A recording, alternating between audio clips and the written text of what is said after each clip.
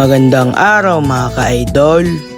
Ay kahit naman po ay nabagyaw, tuloy po ang pamimerdeno ni Idol. At talaga naman ho sa ulan.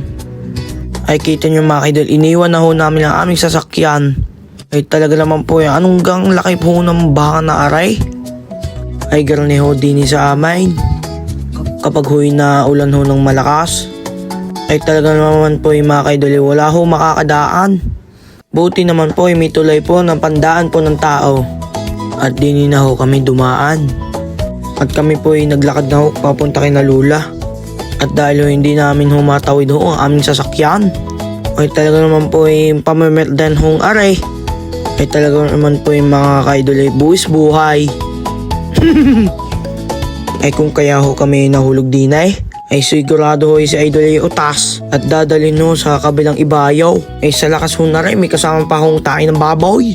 Ay kapag ho kayo ay nahulog din ay talaga naman po mga ka-idol ay utas. At kami nga po mga ka-idol papunta na po kay Nalula. At kami ho ay naglakad na. Ay siya sige lang ho mga ka-idol. Dito ko nakita ang tunay na saya sa pagiging farmer na may puso at pag-asa. Munting magsasaka